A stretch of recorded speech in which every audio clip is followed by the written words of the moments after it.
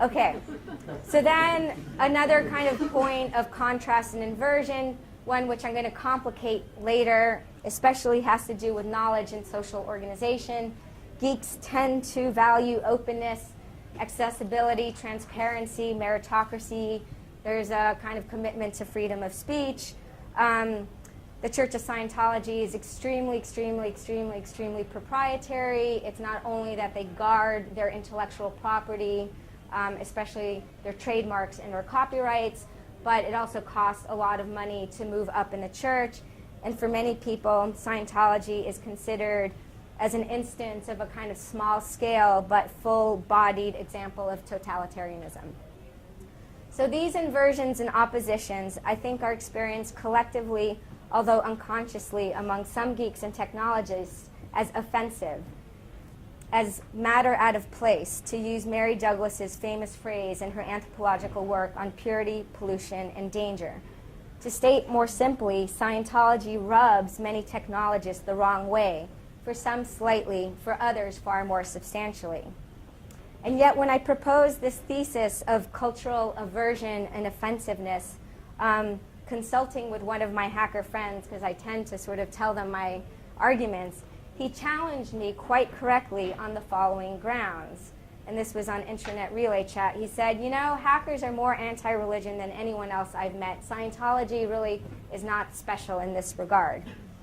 So what Mako is suggesting, and I'm in total agreement with him, is that commitments to atheism and secularism abound. They flourish in the geek and hacker habitat. And of course, there are exceptions. I know many kind of religious geeks, but not many. They tend to be exceptions, and exceptions often prove the rule. Scientology, however, stands apart if for no other reason than the contingencies of the contingencies that kind of brought Scientology and hackers together, and especially the fact that geeks and other internet enthusiasts have bothered to create and leave all sorts of cultural morsels and tangible signs that reflect often dramatically their aversion and revulsion against Scientology. So let me show you a few examples, one of which is pretty tame and mundane. Hacking Ethics, a lecture. Do something useful, it's just a website.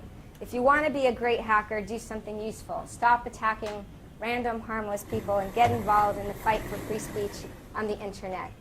And so he gives a list of propositions, and I'm just going to read number 2. Hosting, mirroring, and publicizing sites under attack, dissident writings, pro-democracy sites, Amnesty Country Reports, anti-Scientology websites, etc. Okay. Now let's take a look at a far more flamboyant and colorful example. A religion of slackitude, the Church of the Subgenius, led by Bob.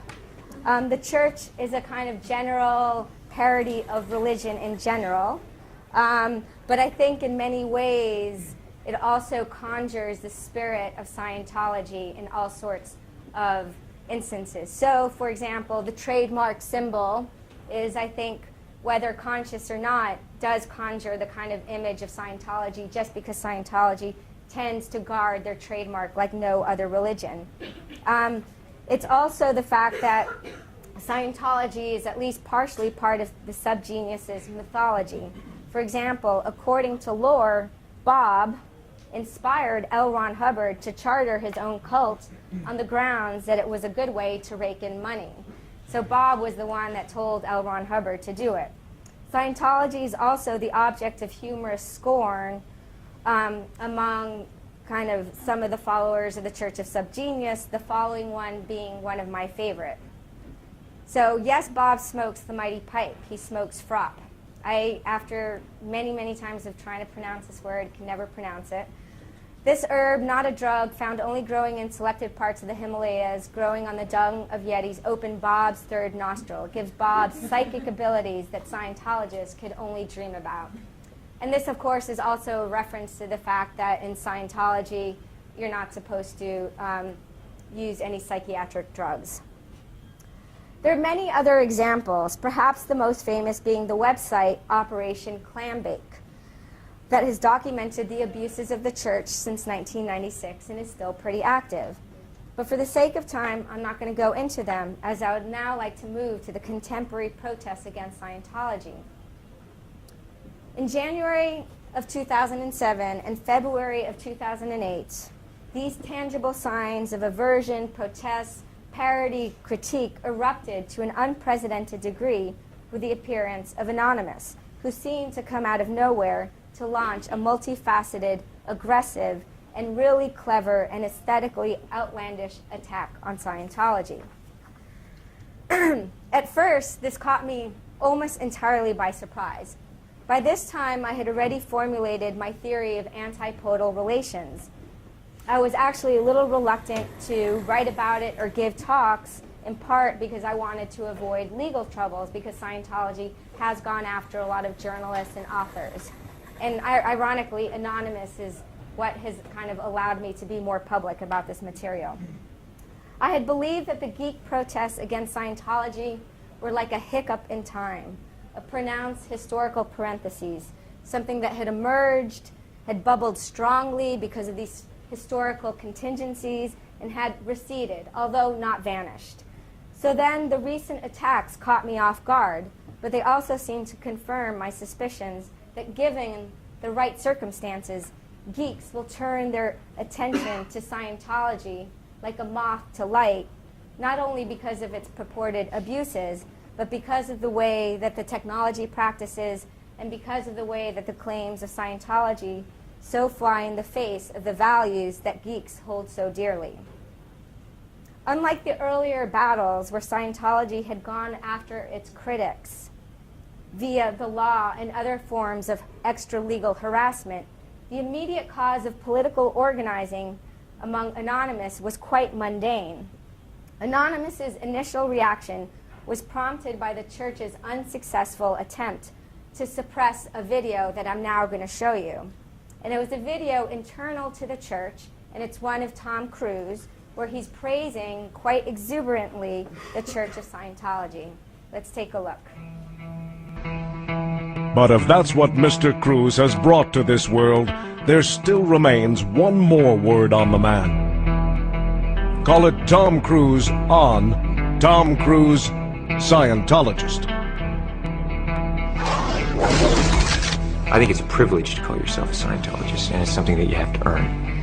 And because a Scientologist does, he or she has the ability to create new and better realities and improve conditions.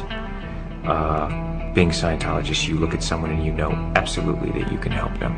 So for me, it really is KSW, and it's just like, it's something that I don't mince words with that, you know, with anything that LRH does, but that policy to me has really gone, boy. And there's a time I went through and I said, you know what? When I read it, I just went, this is it. This is exactly it.